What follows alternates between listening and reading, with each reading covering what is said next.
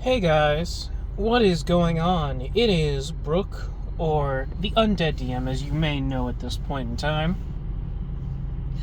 And I'm back into the car with you today. And I'd just like to talk about a few things. Mainly what I am thinking about is resources. Let me explain.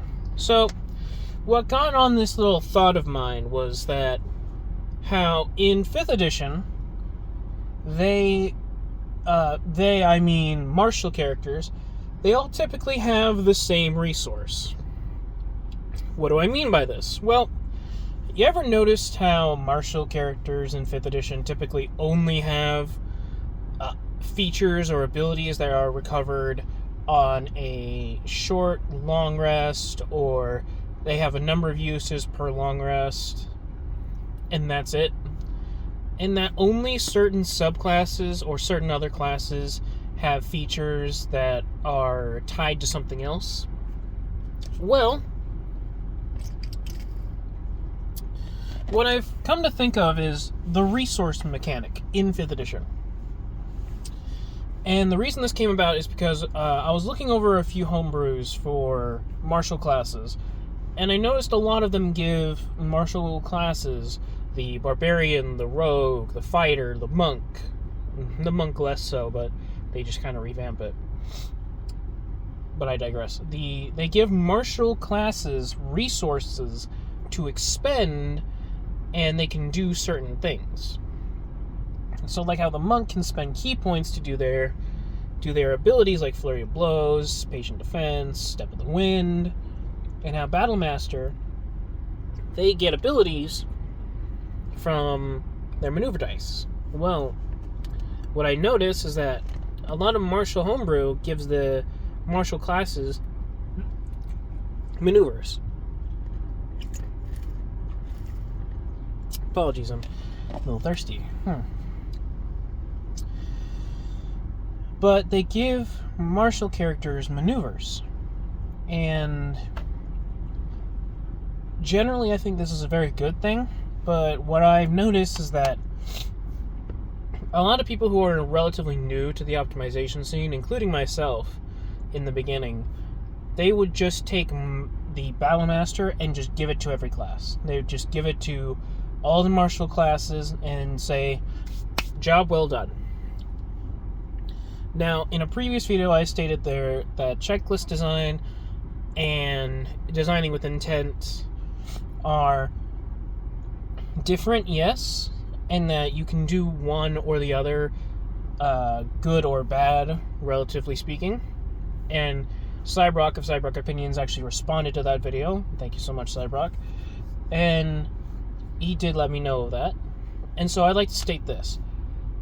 Giving martial characters options isn't a bad thing. Giving martial characters a resource to expend in order to do things that their base class should already have access to by default isn't a bad thing. But if you just go about it in the same design aspect as, I'm just going to take Battlemaster and put it into every class, with no differentiating features between them, that's just lazy. I believe that's lazy. Because you're not doing anything different, you're just taking a singular mechanic and spreading it out to every other class that shares some kind of properties with the others. In this case, you're sharing the Battlemaster Fighter with all the martial classes just because they're all martials. Now, I know what the cynical commenter might say, or the person, well, you praise 4th edition. A lot of optimizers praise 4th edition, but don't they do the same thing where they just take the mechanics of powers and give it to every class? Yes, you are correct. There is a major difference, however. The resources that you expend in 4th edition are all equal to one another. There is never a power or a feature or anything in 4th edition, as far as I have read, that goes outside of the bounds of the standard action, free action, minor action system, as well as the reaction. No power goes outside of these bounds. And if they do step out of the bounds a little bit, the rule is very, very explicitly explained in the power. But in 5th edition, every martial class has a power, quote unquote, or an ability that steps outside of the bounds of what the player is typically expecting the rules to do. So an example would be that you read Sneak Attack for the first time as a player and you think, okay, I can only trigger this once per turn.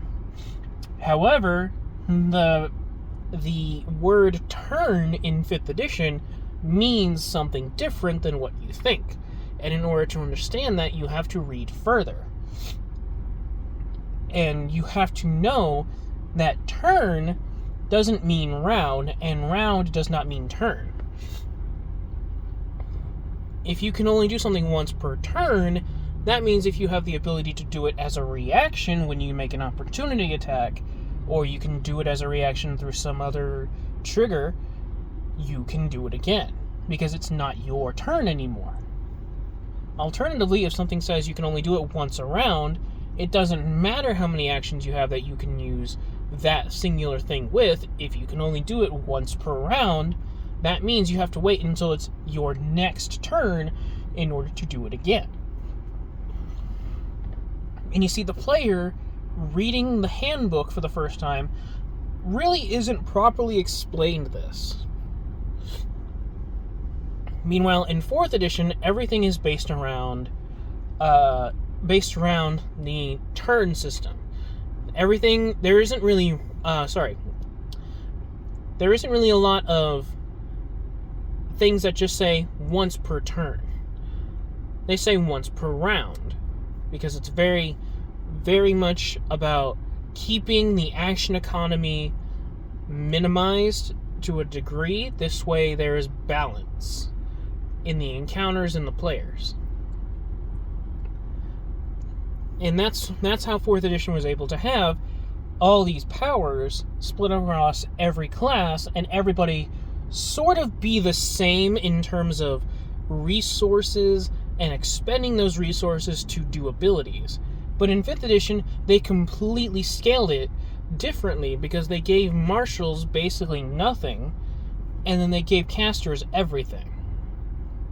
It would be like if in 4th edition you gave the casters powers, and they gained the same number of powers as they did in 4th edition. However, marshals, whenever you picked them at first level, that's all you got. You didn't get any powers. You were just playing an essentials class. Like, imagine you as a martial character in 4th edition, you were only allowed to play essentials martials classes. That's kind of what 5th edition has done. They have given them barely anything, and anything that they have given them is so bare bones and weak that giving them a power-based system is needed. However, just giving them a resource to expend to do a thing, and basically making it a carbon copy of the maneuvers from Battlemaster, is lazy. Because you're not really having to think about it. You just change the names around, you give them slightly different effects, and you make the resource slightly different. You're not really doing much, you're just reflavoring it. See, flavor's free. You're just reflavoring them as different things. There's nothing mechanically separating a fighter with the Battlemaster maneuvers baked into their kit as you would with, say, a barbarian who has something called rage powers, and they function the exact same way as Battlemaster maneuvers, and there's no difference. I think that's just lazy design, and I have actually gone on, not on record, but I have gone on to go back to my homebrews and try to rewrite them as of this recording, trying to rewrite the classes to have a more interesting dynamic with their resource system. So, for instance, my barbarian used to just have rage points, and you had rage points, and you can spend these rage points to do things. And the things that you could do were called rage powers. What I'm going to do now is I'm going to change it to this way. Instead of starting with rage points, they're going to be gained over the course of combat. And the rogue was the same way. I changed their sneak attack to a sneak attack die, and you expended them to do things. But I'm now going to change that to a different mechanic. I haven't quite thought of one yet, and I've actually changed monk entirely. What I've done is that instead of getting a bulk amount of ki that you have as a general resource to do everything, I've now split them evenly into the yin and the yang. And whenever you use a point from one of the pools, depending on what power you're using, you may gain a different effect on top of the base effect, depending on which one you spend.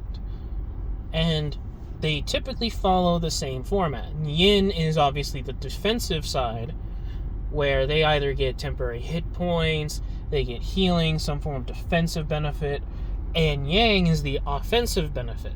So you either get a bonus to hit and damage, more damage, you get the ability to attack more, to make more attacks, what have you. So I would say my advice for homebrewers, in the similar vein to a previous video I made talking about what I would do to change martial characters, and what I'd recommend aspiring homebrewers to do, is take a look at the Battlemaster first, and then expand upon it. Instead of expending die, how else can you give a class something else to do in combat other than action I hit, bonus action I hit, end of turn? What is a mechanic you can give that class that is unique to itself, that is solely its own, and is unique between Battlemaster and any other martial class? Yeah, that's my small rant for today.